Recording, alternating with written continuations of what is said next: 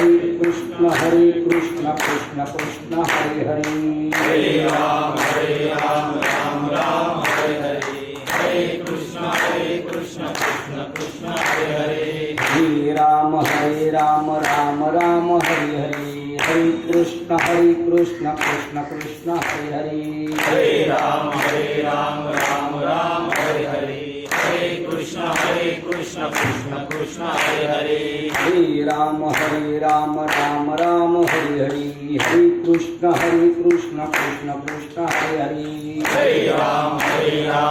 हरे हरे, हरे कृष्ण कृष्ण कृष्ण हरे हरे। हरे राम राम हरे हरे, हरे कृष्ण कृष्ण कृष्ण हरे हरे। हरे राम राम हरे हरे, हरे कृष्ण कृष्ण कृष्ण हरे हरे। हरे राम राम हरे हरे, हरे कृष्ण कृष्ण कृष्ण हरे हरे। हरे राम राम हरे हरे, हरे कृष्ण कृष्ण कृष्ण हरे हरे। हरे राम राम हरे हरे, हरे कृष्ण कृष्ण कृष्ण हरे हरे। हरे राम राम हरे हरे, हरे कृष्ण कृष्ण कृष्ण हरे हरे। हरे राम राम हरे हरे, हरे कृष्ण कृष्ण कृष्ण हरे हरे। हरिचरण श्री ज्ञानदेव तुकाराम पंढरीनाथ भगवान की जय। माऊली ज्ञानेश्वर महाराज की जय, जगद्गुरु संत तुकाराम महाराज की जय, शांती ब्रह्म एकनाथ महाराज की जय, सच्चिदानंद श्रीपाद भगवान की जय, सच्चिदानंद रामदास भगवान की जय।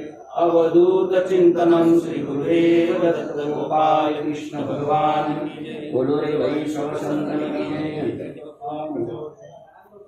जे बहुत एका अवांतरू अहंकाराचा भूत संचारू झाला म्हणून विसरू आत्मबोधाचा, ते वरी नियमाचे वस्त्र नाठवे, पुढील अधोगतीची लाज नेणे, आणि करिता तिचे न करावे वेदू म्हणे।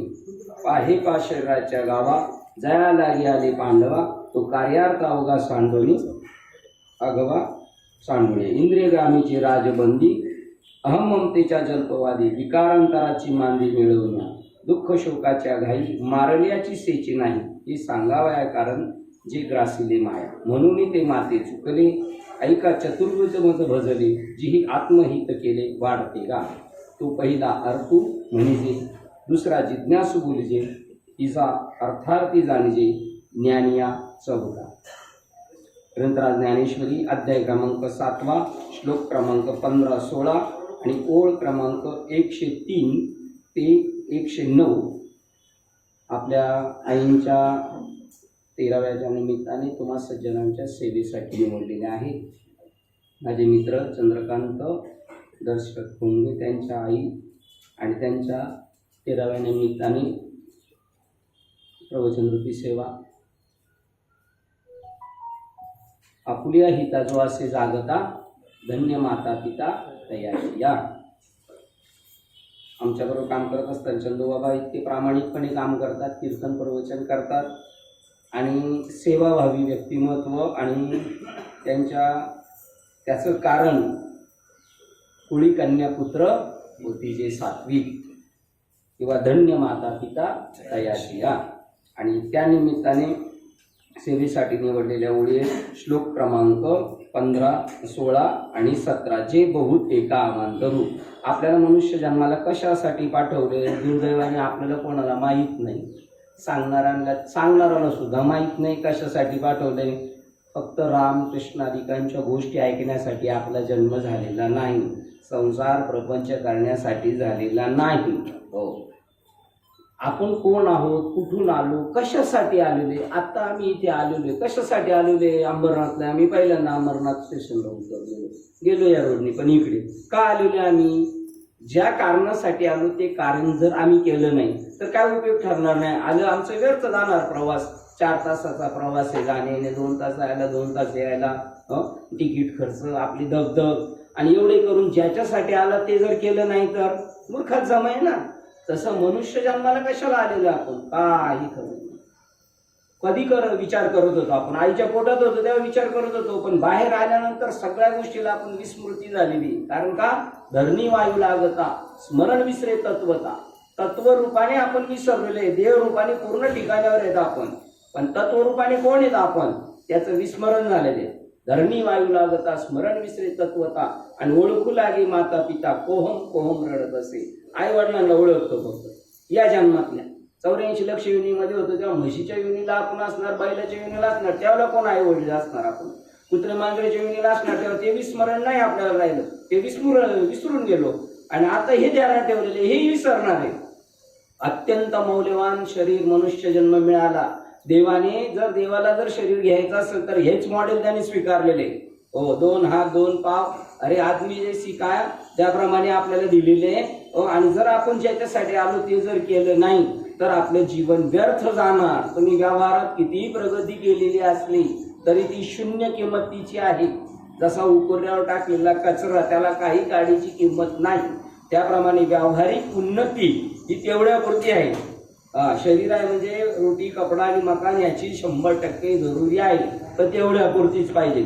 मुख्य उद्दिष्ट काय आपल्या येण्याच्या पाठीमागं. मग ज्यावेळेला आपल्याला आईच्या उदरात होतं तेव्हा आपण विचारत होतो तेव्हा स्मरण होतं मी कोण आहे. आश्चर्य एवढं. आणि बाहेर आल्यानंतर तोच विचारते कोहम कोहम. कोहम म्हणजे जो लहान मुलगा जन्माला आलेला आहे, मुलगा किंवा मुलगी, बाळ जे जन्माला आले ते बाळ रडकं पाहिजे का रडकं नकोय. बाळ रडकं पाहिजे का रडकं नकोय. रडकं नकोय, पण जन्माला आल्या आल्या रडलं पाहिजे की नाही. आणि समजा जन्माला आल्या आल्या जर रडलं नाही तर काय करतो आपण, त्याला मारून मारून त्याला रडायला लावतो. एकदा टीव्हीला ऍडव्हर्टाईज चालू होती मुलाखत, आणि डॉक्टरांना एका बाईने प्रश्न विचारला होता, माझा मुलगा 7-8 वर्षाचा झालाय बोलत नाही, काय कारण आहे. ते म्हणजे त्याला जबाबदार तुमची जिथे जन्म दिला त्या बाळाला ते डॉक्टर जबाबदार आहे. म्हणले का, ज्या वेळेला ते पोरगं बोललं नाही रडलं नाही त्याच वेळेला त्याला मारून मारून रडायला लावलं पाहिजे होतं. आणि त्याचं रडणं म्हणजे काय, आपण सगळे रडलेले पण विसरून गेलेलो आहे. इथे इंजेक्शन मारलेले आपल्याला लहानपणी 1-1 रुपयाच्या नाण्यासारखी खून आहे, त्यावेळेला किती थंडाना ओरडला असणार आपण, पण आता विसरून गेलेलो आहे. तसं आपण जन्माला आला तेव्हा म्हणत होतो कोहम कोहम. रडणं म्हणजे काय, मी कोण कवा कवा तो विचारतो मी कोण.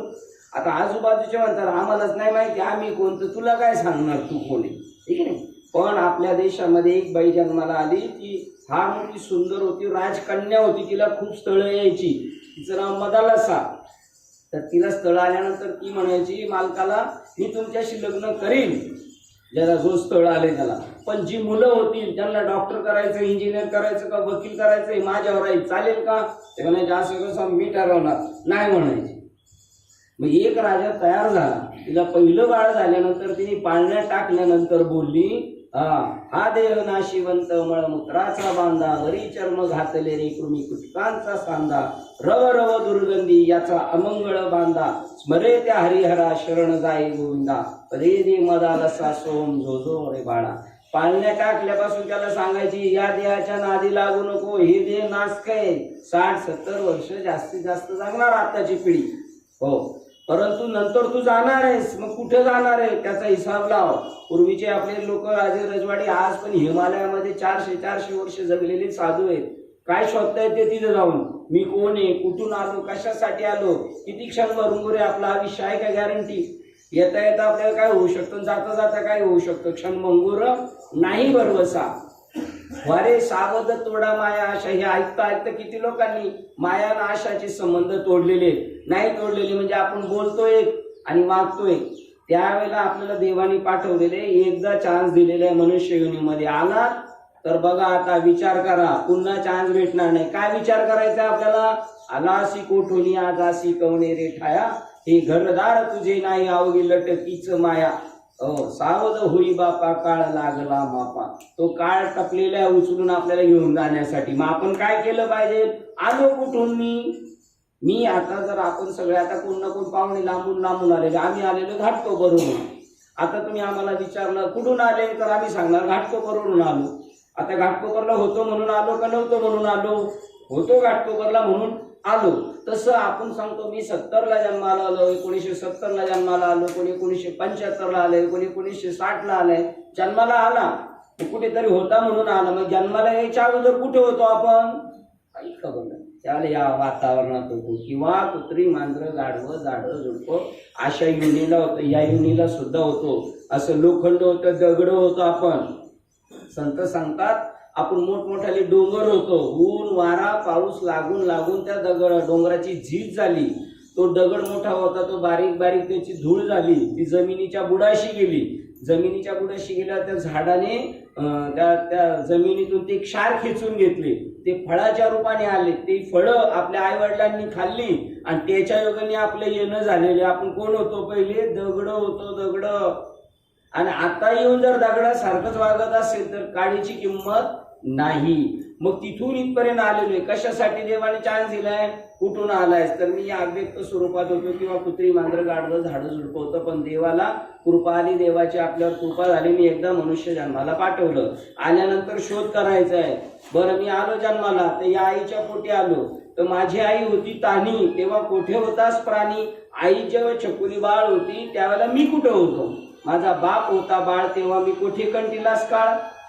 त्या गोष्टीचा विचार करायचा आहे. आता काही क्षणापुरता आहे, 50, 60, 70 वर्षापूर्वी, नंतर मी कुठे जाणार आहे? कधी विचार केलाय कुठे गेल्यात आई साहेब? याची जाणीव झाली पाहिजे. त्याच्यासाठी पवित्र तुळशीची माळ घातल्याशिवाय ते कळू शकत नाही. आपल्या संस्कृतीत सांगितलं, एखाद्याचा देव गेला तरी त्याला जर अग्निसंस्कार करायचा असेल तर तसा करता येत नाही.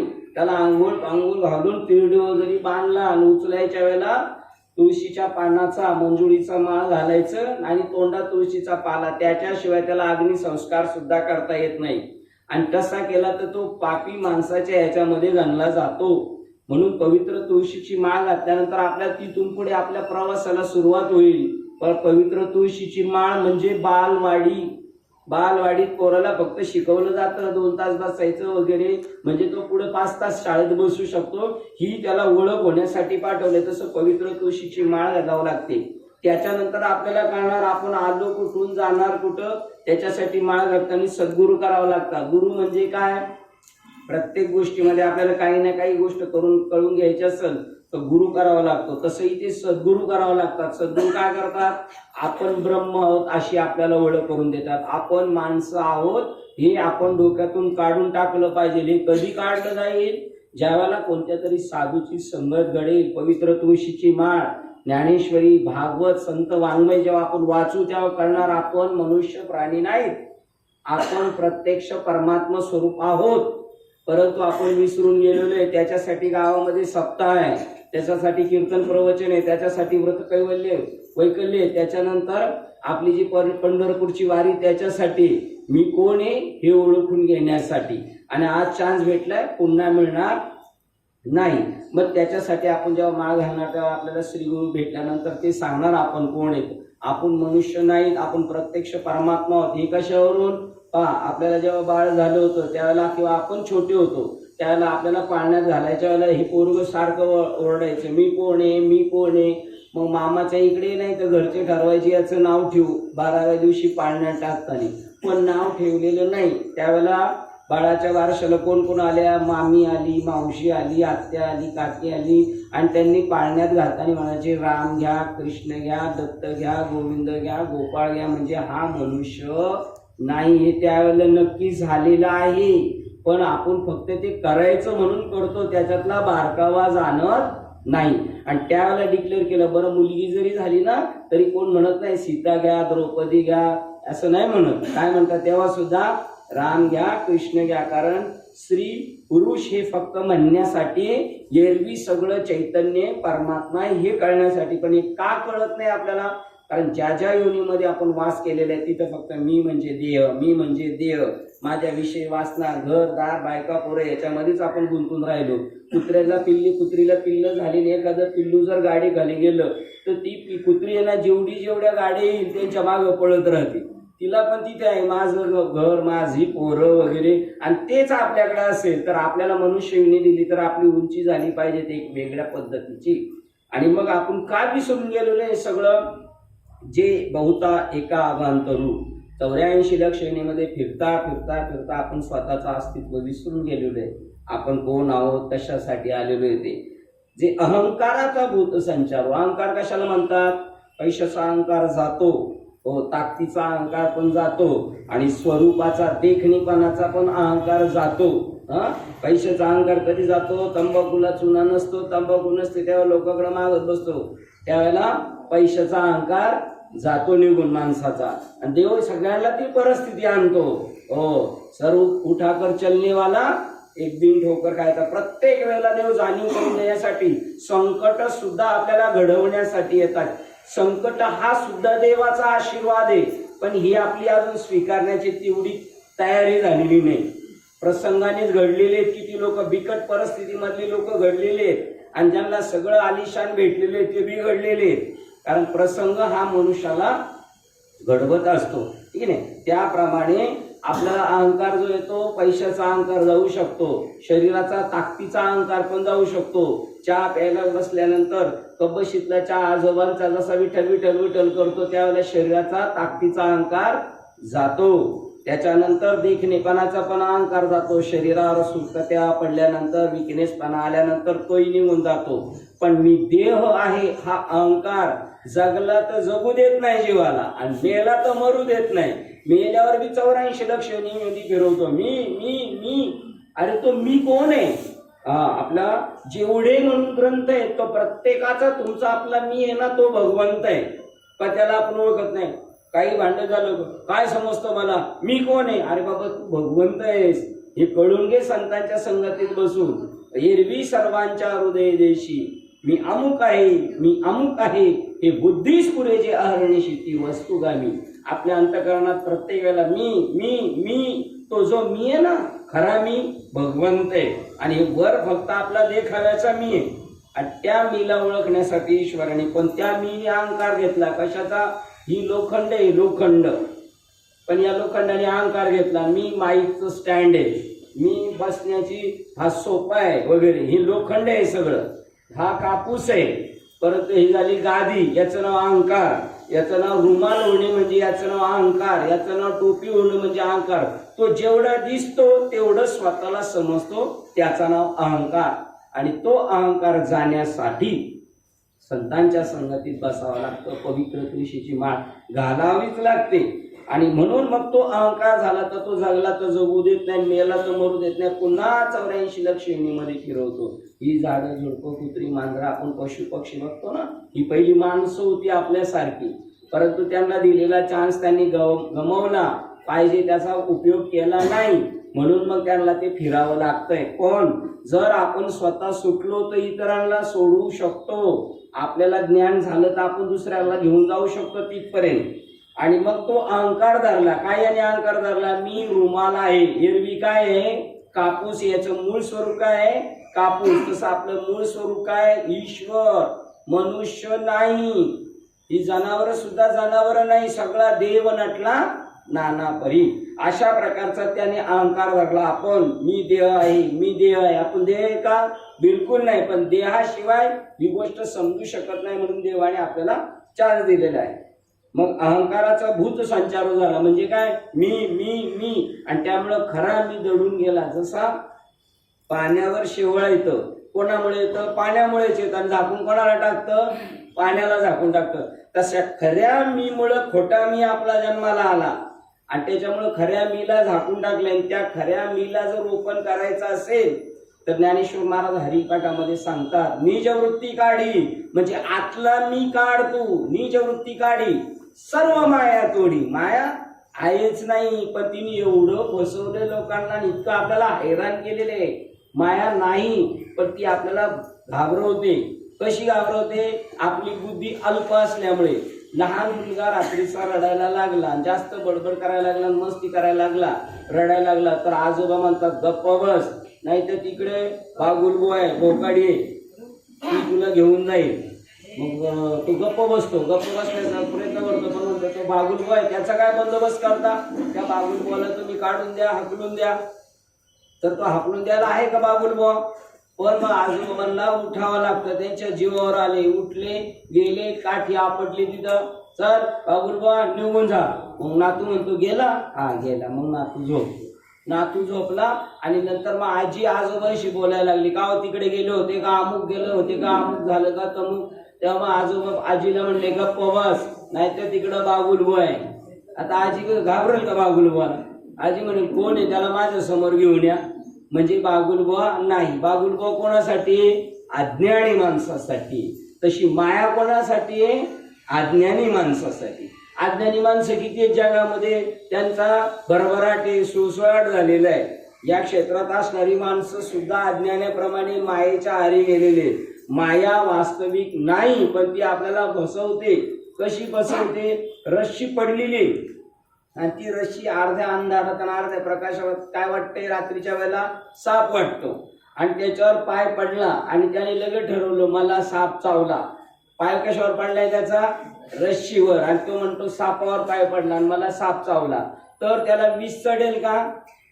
नाही. पण ज्ञानेश्वर महाराज म्हणतात चढतं. कारण एवढी आपलं मन इतकं तीव्र आहे. नसलेली गोष्ट, भूत नसलं तर भूत तयार करतंय आपलं मन. हो, नसलेला साप तयार करतंय. एवढी आपली मनाची तीव्रता आहे. ते म्हणले, ते म्हणतात चिरडू तरी कापडाचे पण लहरी येत होती साचे, तैसे मरत्या जीवाचे तू आश्रय घेतले देवा. मला साप चावला, मग त्याचं विष कशाने उतरलं अर्जुनाचं? गीता गीता आपला भारत देश इतका महान आहे. कशामुळे महान आहे? श्रीमद भगवद्गीतेसारखा ग्रंथ जगाने स्वीकारला. आपल्या घरी ज्ञानेश्वरी नाही, आपल्याकडे ते श्रीमद भगवद्गीता नाही, आपण कधी वाचतच नाही. आपण फक्त म्हणायचं गर्व से कवा मी हिंदू आहे, पण आपल्याला हिंदू मधलं काय आहे, आपली संस्कृती काय आहे ते आपल्याला माहित नसल्यामुळं आपण अज्ञानात पडलेलो आहे. अर्जुन लढाई करायला तयार नव्हता, मारामारी युद्ध करायला तयार नव्हता. भगवान कृष्ण म्हणले लढाई कर. गावात भावाभावाची भांडणं झाली वाटपामध्ये आणि बारका भाऊ म्हणायला लागला दादा मला हे पाहिजे. मोठा म्हणला चल देऊन टाक, मला त्याला देऊन टाक. आणि वाटप करायला पाटील बोलवले आणि पाटील म्हणले असं कसं द्यायचं? काही झालं तर द्यायचं नाही, भांडणं मारामारी झाली तर चालेल. मग पाटील भांडणं सोडवायला आले तर भांडणं लावायला आले? सोडवायला आलेत ना. मग जर भांडणं लावायला आले तर आपण पाटीलला जमा करू का नाही मूर्खामध्ये? भगवान कृष्ण स्वतः म्हणतात नाही सोडायचं नाही, लढाई करायची. म्हणजे काय? अरे तो म्हणतो मी लढाई केलं तर मला पाप लागेल. तुला पाप लागणार नाही असं मी शिकवतो. चल, ही आपली संस्कृती आहे, आपल्याला ज्ञान शिकवतं. मारामारी करायला आणि युद्ध करायला सांगितलं. पण जर समाजाला जर दुरुपयोग होतोय, जर चुकीचं वागतोय, तिथं तुम्हाला तसं उभं राहावं लागेल. आणि मग अर्जुन म्हणतो की मला पाप लागेल, मी द्रोणाचार्यांना मारलं, भीष्माचार्यांना, माझ्या भावाला. तर देव म्हणले तू काळजी करू नको, मी तुला श्रीमद भगवद्गीते सांगतो आणि त्याच्यातला अर्थ सांगतो, त्याच्यातलं तत्वज्ञान सांगतो का तुला पाप लागणार नाही आणि पुण्यही लागणार नाही. ते ज्ञान आपल्याला स्वीकारायचं. ते ज्ञान जेव्हा साधूंकडून भेटणार तेव्हा आपण पाप पुण्याच्या पलीकडे जाणार. या जगात काही वाईट सुद्धा नाही आणि या जगात काही चांगलं नाही, पण ती दृष्टी आपल्याला भेटली नाही. तुम्ही म्हणाल वाईट नाही आणि चांगलं नाही, बरोबर. आपल्या देवाऱ्यामध्ये खंडोबा बनवला आपण सोन्याचा 10 तोळ्याचा, माणसा बनवली 10 तोळ्याची, राक्षस बनवला 10 तोळ्याचा आणि घोडा बनवला 10 तोळ्याचा. आणि अडचण आली म्हणून मोडायला गेला तर पहिलं काय मोडणार माणूस?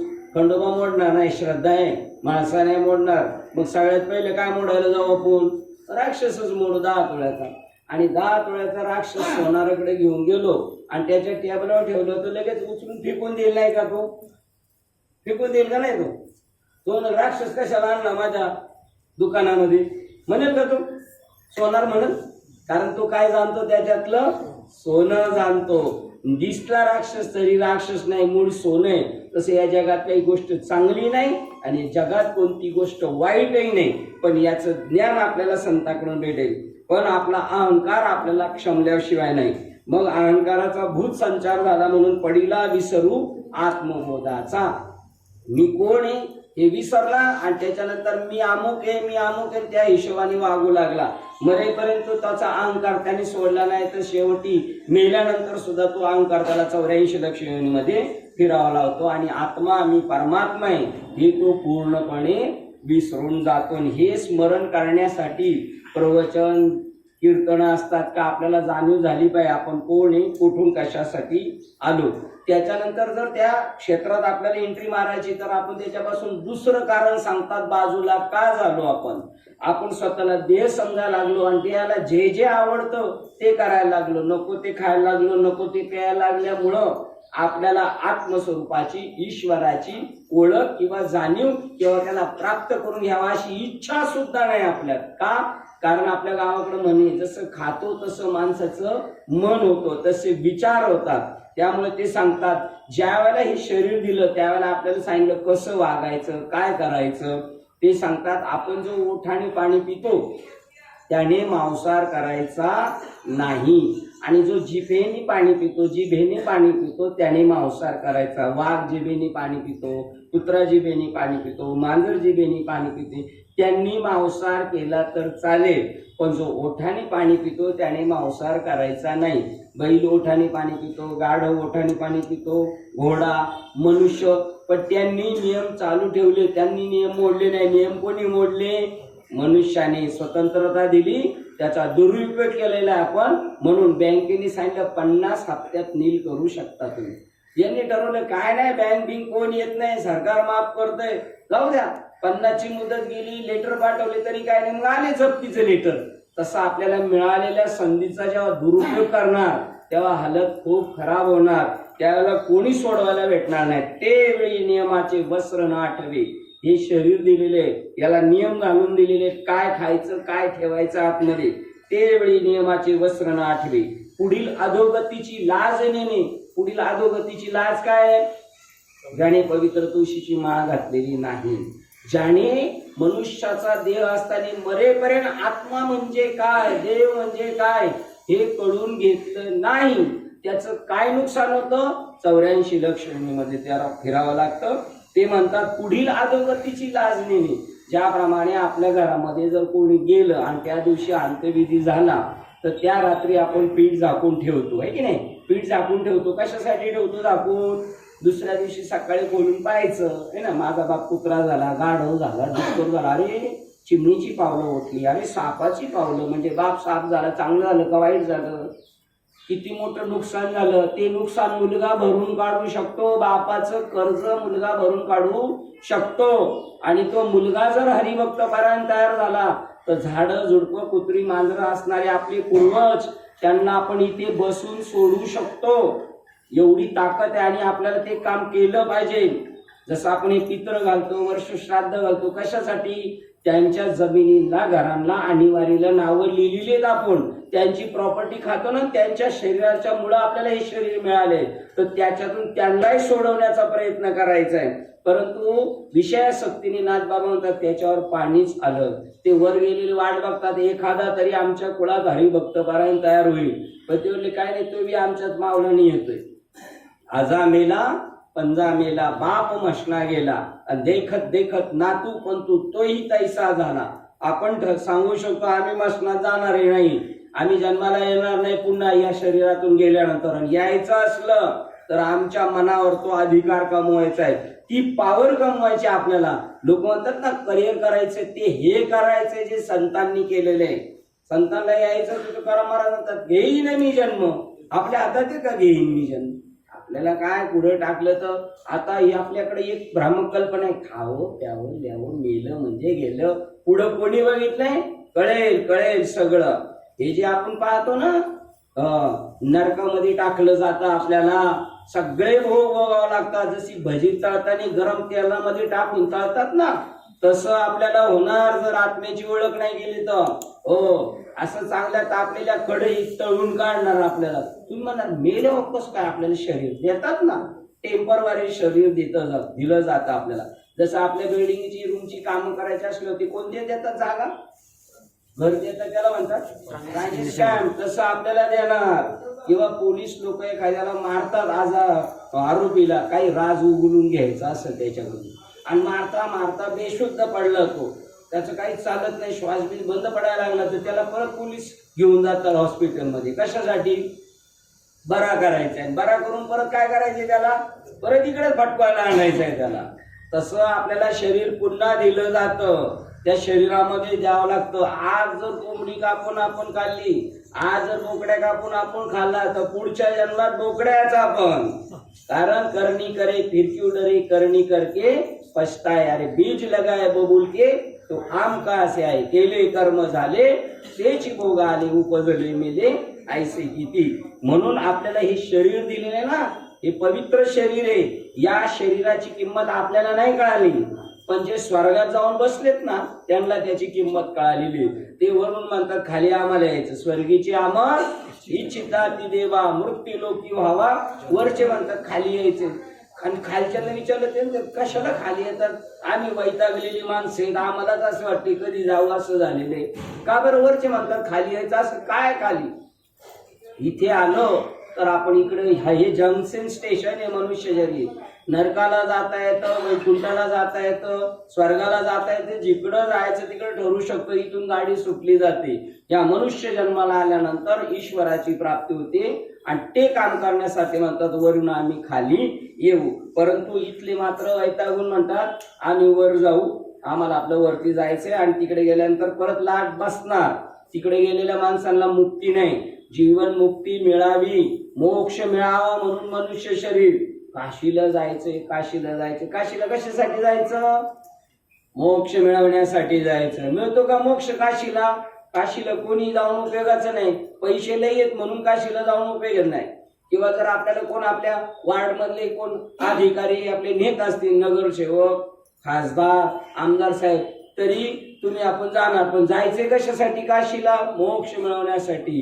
काशीला गेलं मोक्ष कोणाला मिळतो? ज्याने आयुष्यभर तळमळ केली, मी कोण आहे, देव कोण आहे, मला कशाला पाठवलं होतं, कोण हे जगताचा सगळा पसारा चालवतो, असं शोध मोहीम ज्याने जारी केली होती. पण शेवटपर्यंत त्याला काही कळालं नाही, त्याला त्याचं उत्तर देणारा कोणीच भेटलं नाही. त्याच्यासाठी पर्यायी व्यवस्था आहे, तू काशीला जा. म्हणजे आयुष्यभर ज्याने जो अभ्यास केला त्याची पूर्तता नाही झाली, तू काशीला जर देव ठेवलास तर तिथे भगवान शंकर तारक मंत्र आपल्या कानात मेलेल्या माणसाच्या मड्यात येऊन सांगतो. पण तिथं कोण मरावा लागतो? मुमुक्षू मरावा लागतो, ज्याने आयुष्यभर देवाचा शोध केला पण भेटला नाही. त्याच्यासाठी पर्यायी व्यवस्था. आमच्या इकडनं नेले होते साहेबांना, आमच्या आमदार साहेबांनी एकदा काशीला लोकांना. तर एक आजी त्या बोटीतून जात असताना गंगेत तिने उडी मारली. उडी मारल्यानंतर सगळी पळापळी झाली, काढल्या आजीला बाहेर. कशा काय पडल्या? पडल्या नाही म्हणले, मी उडी मारली. का? गंगेत मेल्यानंतर मोक्ष. आमचे साहेब म्हणले आजी तुम्हाला मारायचं असेल तर परत तुम्ही स्वतः तिकीट काढून या, मी जेवढे वार्ड मधून आणले त्यांना मला सुखरूप परत घेऊन जायचंय, ती माझी जबाबदारी. तर तिथे मरावं लागतं तो मुमुक्ष माणूस. पण आपल्याला ते चान्स आहे. आज असे साधू संत आहेत, हो तुम्हाला माहिती का, असे पण डॉक्टर आहेत ऍडमिट केलं किडनी काढून नेणारे. आणि असे काही डॉक्टर आहेत त्यांच्याकडे हॉस्पिटल नाही, तर ते असे चौकात येऊन बसून लोकांना बरे करतात आणि औषधं देतात, घरोघरी जाऊन देतात. आयुष्य त्यांनी लग्न नाही केले असे पण आहेत. चांगले पण या जगात आहेत तशी लोक, पण ते मिळायला आपलं प्रारब्ध अनुकूल असावं लागतं. आपल्या मागच्या कर्माची शिदोरी आपण काहीतरी बॅलन्स घेऊन यायला लागतं. त्यावेळेला साधू संत आपल्याला भेटतात आणि आपल्या जीवनाचं सार्थक होऊ शकतं. मग त्यावेळेला पुढील अधोगतीची लाज नेणे आणि करिता ती जे न करावे वेदू म्हणे. संत वाङ्मय जे सांगतं, ग्रंथ संपदा जे सांगतं त्याप्रमाणे आपण चालायचं असतं. तुकाराम महाराजांना वर शिवाजी महाराज प्रसन्न झाले आणि तुकाराम महाराजांची परिस्थिती पाहून त्यांनी नजराणा पाठवला, खूप पैसे आडके पाठवले, धन दौलत हिरे मानके. ते म्हणले हे नको, मग तुम्हाला काय पाहिजे? तुम्हाला काय पाहिजे? ते म्हणले आम्हाला पाहिजे तुम्ही पवित्र तुळशीची माळ घाला, कंठी मिरवा तुळशी आणि व्रत करा एकादशी. कोणाला सांगतात तुकाराम महाराज? राजांना, महाराष्ट्राच्या राजांना. आता महाराज जर गेले एखाद्याच्या घरी आणि तो पैशावाला आहे, सगळे बंगल्यावर खायची प्यायची सोडायची आणायची सोय केली आणि गळ्यात माळ नाही, त्याला महाराज सांगते का माळ घाला म्हणून? त्याला काय घेणे?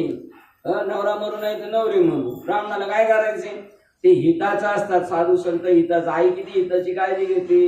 गावावरून मुंबईला निघाल तरी बाबा राहू दे भाजी चपाती बरोबर, पुढे रस्त्यात थांबला तर पाण्याची बॉटल नाही, ही कोण काळजी घेऊ शकतो? ज्याचं आपल्यावर निश्चित प्रेम आहे तो. असे साधू संत आपल्यावर प्रेम करतात. ते सांगतात तसं आपण वागलं पाहिजे, त्याप्रमाणे नियमाने वागलं पाहिजे. नियम काढलाय की हेल्मेट घालूनच गाडी चालवणे. हे कोणासाठी नियम काढलेला आहे? त्यांच्यासाठी का? पैसे उकळण्यासाठी का? तुम्ही नाही घातले म्हणजे त्यांनी पैसे कमवावे म्हणून त्याच्यासाठी घातलंय का? आपल्या हितासाठी. तशीही आपल्या हितासाठी संत सांगत असतात, त्याप्रमाणे आपण वागलं पाहिजे. आणि नाही वागलं तर आपलं नुकसान होणार. कारण आपल्याला शरीर दिलेले ते फक्त देवाचा शोध घेण्यासाठी, बाकी दुसरं कशासाठी नाही. पाहे पा शरीराच्या गावा जयालाही आले पांडवा तो कार्यार्थ अवघा सांडून या. ज्याच्यासाठी आलं ते केलं नाही. कंपनीत वॉचमॅन ठेवलेला आहे आणि तो रात्री चालतो कंपनीत वॉचमॅन म्हणून ठेवलाय, झोपतोय आणि सारख्या चोऱ्या होतात. एकदा झालं, दोनदा झालं, तिसऱ्या वेळेला त्याला हाकलून देणार गणेश. तुला झोपायला ठेवले का इथं? तुला ज्याच्यासाठी ठेवलं तू ते करायला पाहिजे. आपल्या धर्माचं पालन केलं पाहिजे, स्वधर्माचं पालन केलं पाहिजे. मग आपल्याला हे शरीर दिलेले कशासाठी दिलेले? जयालागी आले पांडवा, देव शोधण्यासाठी, देव प्राप्त करण्यासाठी मनुष्य शरीर दिलं. मोक्ष मिळवण्यासाठी दिलं. मोक्ष म्हणजे काय? 84 लक्ष योनीमधून सुटलो पाहिजे. जन्माचं येणं जाणं थांबवायचंय म्हणून. काय म्हणतात 12व्या अध्यायातल्या 136 नंबरची ओळ काय सांगते? शरीराच्या येण्याची शरीरे शरीरा येणे सरे किंबहुना येरधार चिरा पडे. शरीराला येऊन या शरीराने पुन्हा या शरीराला नाही यायचं आणि त्या जन्म मरणावर दगड टाकण्यासाठी हे शरीर दिलेले. पाहे पा शरीराच्या गावा जया लागे आले पांडवा तो कार्यार्थ अवघा सांडून या. ज्याच्यासाठी आलो ते केलं जर नाही तर मग आपलं इतकं नुकसान होणार का? त्याचा आपल्याला दंड पण भरावा लागणार. जर नाही तर ते इथं असताना दंड पण भेटतो आपल्याला, पण आपण त्याचा काही हिसाब करत नाही. ज्याच्यासाठी आलो ते नाही केलं तर आपण काय करतात? मग ते इंद्रिय ग्रामीचे राजबंदी, अहम ममतेच्या जल्पवादी आणि विकारांतीची मांदी मिळत. जे करायला सांगितलं ते तर नाही केलं, पण उलटा कारभार करत बसले. इंद्रिय ग्रामीचे राजबंदी झाली. कोणाला तंबाखू सुटत नाही, कोणाला काही सुटत नाही. त्या बंदी झाले. जसा जेलमध्ये टाकलेल्या माणसाला असतं ना, त्याला मनाने वावरता नाही. तसे एखादा समजा आमच्या बरोबर आहे, आमचे मित्र ते म्हणले तंबाखू सोडून द्या, तंबाखू सोडून द्या. ते म्हणले बायको सोडील पण तंबाखू सोडणार नाही. आणि जर तंबाखू सोडून दिली आणि खायचं टाकून दिलं तर 4-6 दिवस असं होतं का उचलू टाकल्यासारखं होतं. सारखं बेचैन होतं. म्हणजे हे काय झाले? बंदी झालेली. जसा जेलमध्ये बंदी आहे तसे आपण याच्यामध्ये बंदी झालेली. मला हेच पाहिजे, मला तेच पाहिजे आणि जे पाहिजे ते नाही करायचं आणि जे नको ते करत राहायचं. अहम ममतेच्या जल्पवादी. अहम म्हणजे मी मी मी आणि ममता म्हणजे माझं माझं माझं. अशामध्ये तो त्याच्यामध्ये गुंतून जातो. जल्पवादी 2 नंबर बडबडीने, मी आणि माझ्या बडबडीने तो आयुष्य गमावून टाकतो. आणि विकारांताची मांदी मिळविताती आणि जमवतात काय? सज्जनांची मांदी आळी नाही जमवत. आपले मित्र कोण पाहिजेत? सात्विक वृत्तीची माणसं पाहिजेत आपले मित्र. तमोगुणी रजोगुणी नाही पाहिजे. रजोगुणी माणूस विलासी जीवन जगत असतो, पण अंतिम सत्य काय त्याचा शोध करू शकत नाही, कारण त्याला त्या गुणाने पछाडलेले. तमोगुणी माणूस भांडणं आणि मौस मजा ऐशो आराम याच्यामध्ये तो गुंतलेला असतो. त्याच्या डोक्यात ते येणारच नाही, कारण त्याला तमोगुणाने व्यापलेले. म्हणून आहार असा करायचा का ज्याच्या योगाने सत्वगुण वाढला पाहिजे. सत्व श्रावणामध्ये एवढे उपवास काय आहे का?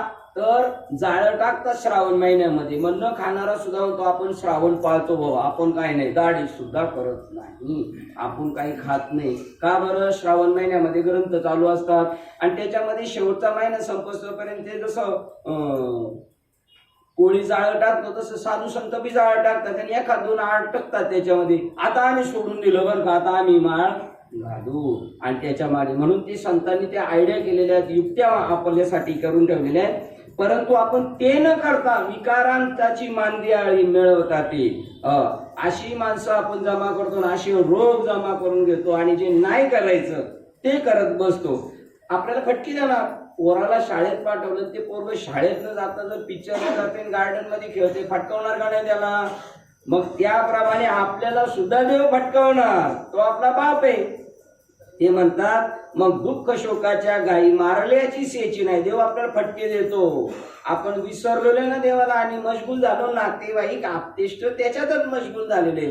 ते मृगजळे, नातेवाईक आपतेष्ट मृगजळे आणि त्यांचं मूळ स्वरूप ईश्वर आहे हे आपण ओळखलं नाही तर त्या मृगजळाच्या पाठीमागे लागून काय उपयोग आहे? दुपारच्या वेळेला हरणाला तहान लागली आणि भर उन्हामध्ये आपण पाहतो रस्त्याने चाललं तर असं पुढे असं नदी सारखं दिसतं रस्त्याचं. ते काय असतात? मृगजळ. पण त्या हरणाला काय वाटतं? पाणी. ते तिथपर्यंत जातं. तिथे गेल्यानंतर तिथून परत पुढे पाहिलं का तसंच प्रसंग दिसतो त्याला, परिस्थिती दिसते. त्याला वाटतं ते पाणी पुढे, आता पुढे पुढे पुढे म्हणता म्हणता ते धावून धावून पळून ऊर फोडून मरून जातो पण त्याला पाणी भेटत नाही. तसं आपण सुख शोधता शोधता शोधता आयुष्य गमावून टाकतो पण ईश्वराची प्राप्ती करून घेत नाही. आणि मग त्यावेळेला देव फटके देतो. आईमध्ये गुंतलाय आईला घेऊन जातो, बापामध्ये गुंतलाय बापाला घेऊन जातो, पत्नीमध्ये गुंतलाय पत्नीला घेऊन जातो, पतीमध्ये गुंतली तिच्या पतीला घेऊन जातो, मुलामध्ये गुंतलाय. हे फाईन आहे, हे दंड येत आपल्याला. आता जरी सुधरल, कुठं गेला माझा माणूस? आणि एक मनुष्य जर हरवलं तर आपण पेपरमध्ये देतो, टीव्ही मध्ये खबर देतो, कोणी भेटलं तर सांगा, योग्य ते आपण त्याला बक्षीस देऊ. आपली माणसं गेली कुठे? आजोबा पंजोबा कुठे गेले? आणि आपण तरी कुठे जाणार आहे? काय तपास नाही, बेहिसाबी कारभार चालू आहे आपला. आणि त्याचा शोध लावण्यासाठी प्रवचन कीर्तन तुळशीची माळ ज्ञानेश्वरी भागवत याच्या संपर्कात आलो पाहिजे. आणि त्याच्यासाठी येण्यासाठी फटके दिला जातात. पोराला चांगले मार्क भेटा म्हणून गुरुजी मारतात.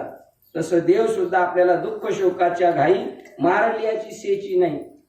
पण निगरगट्ट असतात, कोडगे, त्यांना किती बोला मार, कुत्र्याला किती म्हणा हाड तरी ते कुठे येणार आहे? परत येणारच. ज्ञानेश्वर महाराज म्हणतात, इतके प्रपंचात व्यस्त झालेली माणसे, प्रपंचात फार हैराण झालेली, तरी त्यांना प्रपंचच आवडतो.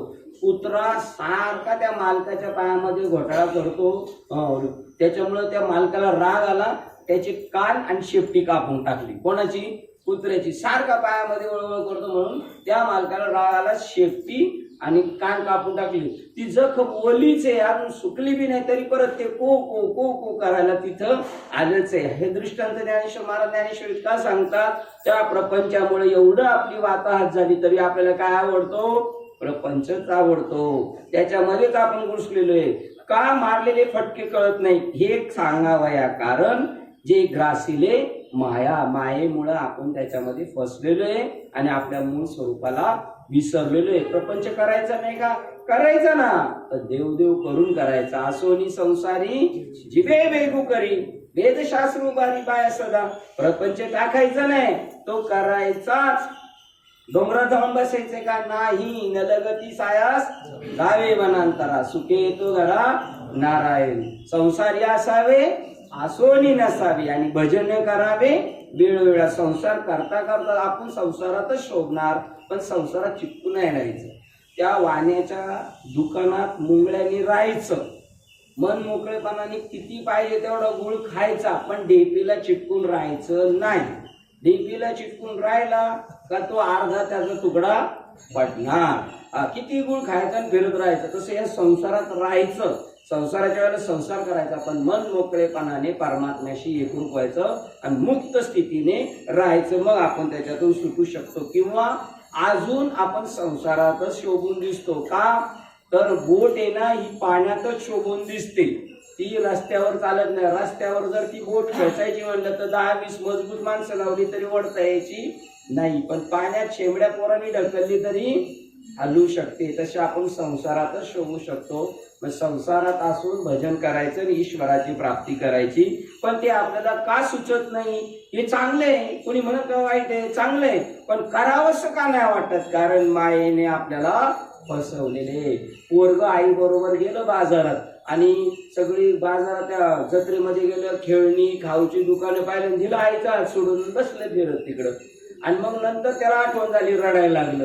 ते कधी रडतं? सगळा बाजार फिरून झाल्यावर त्याला जेव्हा वाटतं घरी जावं तेव्हा रडतं. आपण बी रडतो. कधी? कडवं येईल अंतकाळी, प्राण प्रयाणाच्या वेळी, राहते निराळी रांडा पोरी सकळ. ज्यांच्यासाठी गुंतलो होतो घरामध्ये वगैरे, त्याच्यामध्ये अटकून राहिलो होतो, ते नंतर म्हणतं जाऊ द्या, याला निघून जाऊ द्या. कमवते ना जोपर्यंत माल आहे तोपर्यंत आले, वरना तू कंगाल आहे. जोपर्यंत आहे ना तोपर्यंत. म्हणून आपण आपलं जोपर्यंत शरीर ठीक ठाक आहे, जवरी सकळ सिद्ध आहे, चालावया हात पाय तवरी तो आपले स्वैत पाय. तीर्थयात्रे जाय चुको नये. परंतु मायेमुळे फसलेले, तरी माहीत असले देवाची गरज पडते ना. कधी गरज पडते देवाची? काही काम आडलं का मग देवाची गरज पडते, ठीक नाही? आमचे गुरुरे बाबा सांगतात, मला आला ताप का देवा तू माझा बाप, याचा गेला ताप का हा देवाच्या बापाचा बाप. असा आडला नारायण. जशी गाढवाचे पाय धरतो तशी आपण गाढव बी कधी कधी आडल्यावर कोणाचे पाय धरतो? नारायणाचे. पण कामापुरते.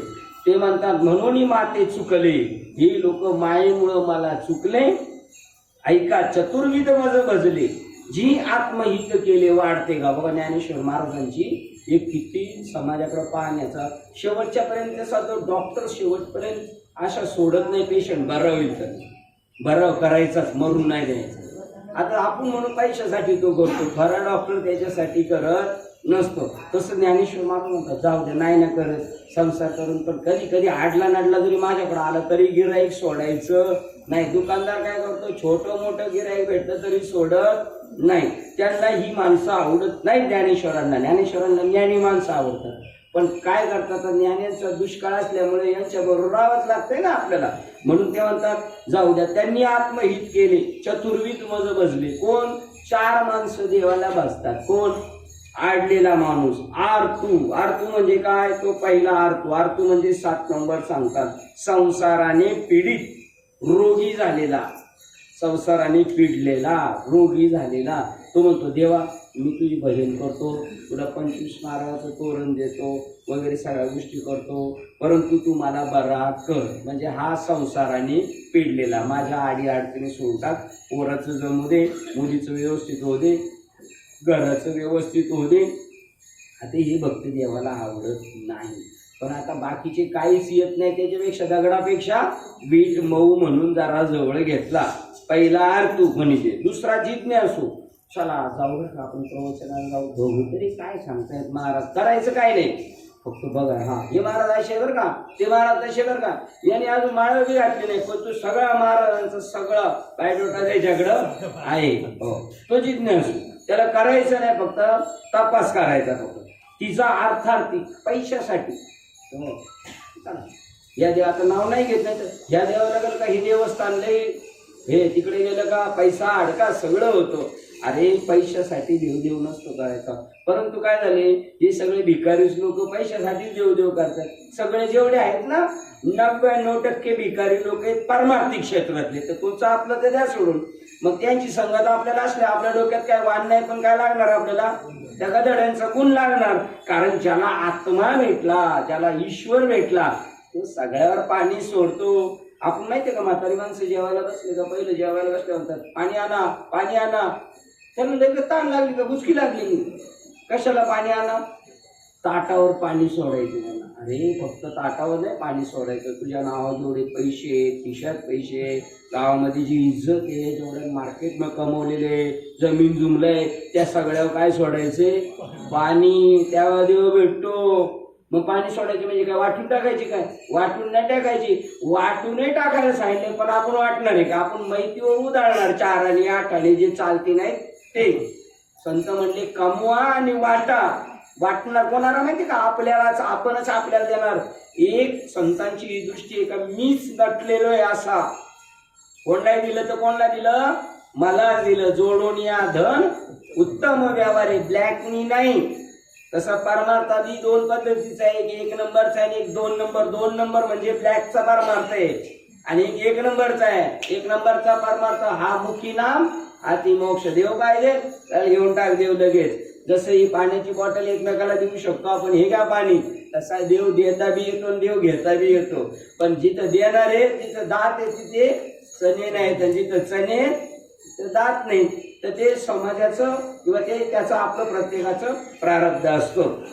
मग त्याप्रमाणे आपण देव प्राप्ती करायची पैशासाठी नाही, परंतु तोही चालेल म्हणले. आता कोणच नाही तर वर्ग BMCच्या शाळेमध्ये कोण बसायलाच तयार नाही. का नाही बसायचं? जे BMCचे शिक्षक आहेत त्यांची पोरं सुद्धा पुढे आहेत प्रायव्हेटमध्ये, तिथं कोणच बसाय नाही. मग त्याच्यामुळे त्यांना काय सांगावं लागलं, तुम्हाला शाळेची पुस्तकं, वह्या, बॅगा, बूट, सगळं ड्रेस दिला जाईल, पण तुम्ही शाळेत या, पण एवढे येऊन देत नाही. पण ती गरिबांसाठी चांगली सोय. तुम्हाला सांगू, परमार्थ कोण करतो, माजलेली माणसं परमार्थ करत नाही. ज्याच्या खिशात पैसे वळवळ करतात ना, त्याला हे सुचायचं नाही, कारण त्याने ते जमा केलेले आहे पाप. असं क्वचितच लोक असतात ते सात्विक वृत्तीचे असतात, आणि ज्याच्याकडे त्यावेळेला म्हणायचे, पूर्वी म्हणायचे 9 कोटी रुपये ज्याच्याकडे, तो कोण आहे, नारायणाचा अवतार आहे. अशी क्वचितच लोक असायची. पण जो पिडलेला माणूस आहे ना, तोच खरी देवभक्ती करू शकतो. हो, बाकीचं सगळं ठीकठाक आहे ते करेल, संकष्टी करेल, उपवास सोडला म्हणजे झालं काम. यात्रेला आला एक वर्गणी पाडली म्हणजे झालं काम. अन्नदानाची एक पंगत दिली म्हणजे झालं काम. बाकी त्याला माळ घाल म्हणलं, यावेळेला अन्नदानाची पंगत नको देऊ पण माळ घाल म्हणलं होतं म्हणत तेवढं ते गंडा दोऱ्याचं काही सांगू नका. बघा मग तो तिचा अर्थार्थी जो पैशासाठी. आणि ज्ञानी या जो चौथा हा समाजाच्या कामाचा माणूस आहे. ज्ञानी माणूस आहेत का? ज्ञानी व्यवहारातले ज्ञानी ज्ञानी नाही का? हे परमार्थातले ज्ञानी कशाला म्हणतात? परमार्थातला तो आत्म्याला जाणतो, ज्याने देवाचा अनुभव घेतलेला आहे. तुम्हाला पाहिजे देव? हा पाहिजे आम्हाला. देव देऊ शकतो, त्याचं नाव ज्ञानी आहे. त्या ज्ञानी माणसाला या जगात काहीच करायचं शिल्लक राहिलं नाही. आणि चौथी याच्या ठाई काही. मग त्याला हे जे तुकाराम महाराज म्हणतात हे ज्या करणे काम हे तुमच्या आपल्या हितासाठी नाही तर नाही. मुलांना शिकवतात आपण कशासाठी? त्यांच्या भवितव्यासाठी का आपल्या? पण ते त्यांना कळत नाही. हो तसा इच्छा आहे त्यांच्या. आणि चौथी याच्या ठाई काही करणेच नाही म्हणून बघतो एको काही ज्ञानिया जो. अशा प्रकारचा 90 अध्यायात आपल्याला ज्ञानी व्हायला सांगितले. आपण ज्ञानी आहेत का? नाही, अज्ञानी. ज्ञानी त्याला म्हणतात ज्याने देवाला जाणलं, नासक्या संसाराला जाणलं. लहान पोराला काढून नाचलेलं कळतंय का? दूध खराब झालेलं कळतंय का? नाही. ते आंबेले बी खाऊ शकतं. मग तसा आंबलेलं लहान पोर खाऊ शकतो, तसा हा संसार आंबलेला आहे, नासका आहे. शरीर कसे नासक आहे, नाशिवंत. हे लय वर आहे ना, मेकअप आहे सगळा. ही चांबडी कापा आणि 2 दिवसांनी बघा बरं किती त्याच्यातून चांगला वास येतोय. आतमध्ये सगळी घाण आहे पण वर लय टापटीपणा झालेला आहे. आतमध्ये मळमूत्राचा बांधा, वरी चर्म घातले रे आत कृमी कीटकांचा सांधा. रव दुर्गंधी अमंगळ तिचा बांधा. स्मरे त्या हरिहरा शरण जाई गोविंदा. आजच्या आईच्या 13व्याच्या निमित्ताने ज्ञानेश्वर महाराजांचा आपल्याला निरोप आहे. आपण ज्ञानी झालो पाहिजे. ज्ञानी कधी होईल? संत गुरु केल्याशिवाय माणूस ज्ञानी होत नाही. द्वैताची झाडणी झाल्याशिवाय गुरुकडून ज्ञान भेटत नाही आणि त्याच्याशिवाय तो ज्ञानी होऊ शकत नाही. ज्ञानी म्हणजे काय? ज्याला आत्म्याचं ज्ञान झालं. हे जग काय आहे? ईश्वर आहे. मी कोण आहे? ईश्वर आहे. या जगातल्या सगळ्या वस्तू भरला घनदाट हरी दिसे, सगळीकडं परमात्मा नटलेला आहे. ही जाणीव करून घेण्यासाठी आपल्याला मनुष्य शरीर दिलेलं आहे, त्याचा यथासांग उपयोग करायचा आहे. दिलेल्या शरीराचा जर दुरुपयोग केला तर 100% आपल्याला जन्म कोणता आहे माहिती का? पुढे तुकाराम महाराज म्हणले मी स्टॅम्प पेपरवर लिहून देतो, खंती ते न करा होणे गाढव कुत्रा. कसं काय तुम्ही असं बोलले? अरे मुलाचे पाय पाळण्यात दिसतात, तुमची चाललेली वाटचालच सांगते तुम्ही कुठं चाललेले. गुडत्याचे पाय डोळाकडे. म्हणून आपल्याला मिळालेला चान्स आहे. आता तरी पुढे हाची उपदेश नका करू नाश आयुष्याचा. पवित्र तुळशीची माळ घातल्याशिवाय जगायचं नाही, पवित्र तुळशीची माळ घातल्याशिवाय मरायचं नाही. आणि जर गेलेच तर आम्ही तुम्हाला तसा अग्निसंस्कार माळ घातल्याशिवाय मंजुळ्याची आणि तुळशीचा पाला घातल्याशिवाय अग्निसंस्कार करणार नाही. कारण आम्हाला असं वाटतं तुमच्या हिताचं, तुमचं कल्याण व्हावं म्हणून. आणि ते जर नाही केलं तर मग मात्र आपल्या पायावर आपण स्वतः दगड टाकून घेतल्यासारखं होईल. आज ज्यांच्या निमित्ताने आलो होतो त्या आईंच्या चरणावर सेवा सुकृत करायची. माझ्या गुरुवरी त्यांच्या आमचे गुरुबंधू गणेश महाराज गाव त्या अंबरनाथमध्ये चांगलं व्यक्तिमत्व आहे. भजन कीर्तन करतात. त्यांची संगत करा, त्यांच्या सोबत राहा, आपलं जीवनाचं कल्याण करून द्या. साधू संतांच्या संगतीत राहा. ज्ञानेश्वरी भागवत सारखा ग्रंथ आपल्या घरी असू द्या.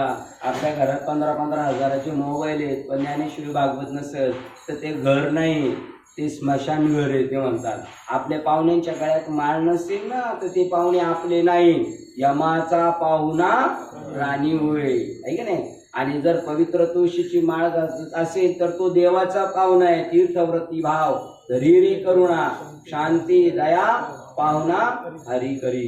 ही करमणूक नाहीये प्रवचन म्हणजे. आपल्या जीवनाची सोडवणूक करण्यासाठी ही गोष्ट आहे. आणि ज्यांच्या योगाने आमचं येणं झालं ते आमचे चंदूबाबा, आजींचे सुपुत्र, त्यांचे 2 भाऊ, अजून 1 बहीण. हो, पवित्र कुटुंब आहे. चंदूबाबा खूप छान कीर्तन करतात आणि खूप चांगलं वागणं आहे त्यांचं. संत सेवा करतात. काही गोष्टी करायचं असलं तर पळापळी करणार, टाळ पक्वाद घेऊन पळत सुटणार. अशा एका मुलाच्या आणि त्यांच्या आईच्या तर ते म्हणतात कुळी कन्या पुत्र किंवा आपल्या हिता जो असे जागता. त्यांचा चिरंजीव मृदुंग वाजवतो. मी हे भूषण आहे का? खोटं खोटं का होईना पण भूषण आहे. कारण बाकीचे धाबे पकडलेले आहेत त्यांनी, त्याच्यापेक्षा हे बरंच आहे ना, है ना.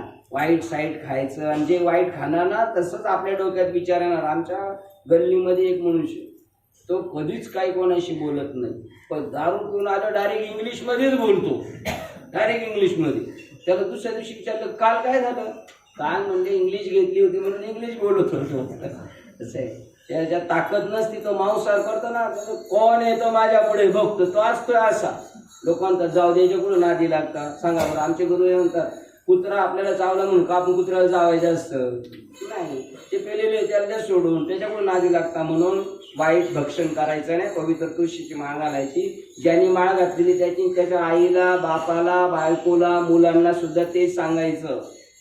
आणि म्हातारी आजारी पडली आता त्याला सांगायचं माळ घाला, जायचं जे आता नक्की झालेलं आहे, रिझर्वेशन झालेले, जाता जाता तरी काहीतरी करा, संतांचं ऐका. नाही केलं तर डॉक्टरकडे पण न्यायचं नाही अशी ज्ञानेश्वरी म्हणते. म्हाताऱ्याला घरी मारून द्यायचं. माळ घालत असतो तर डॉक्टरकडे नेतो.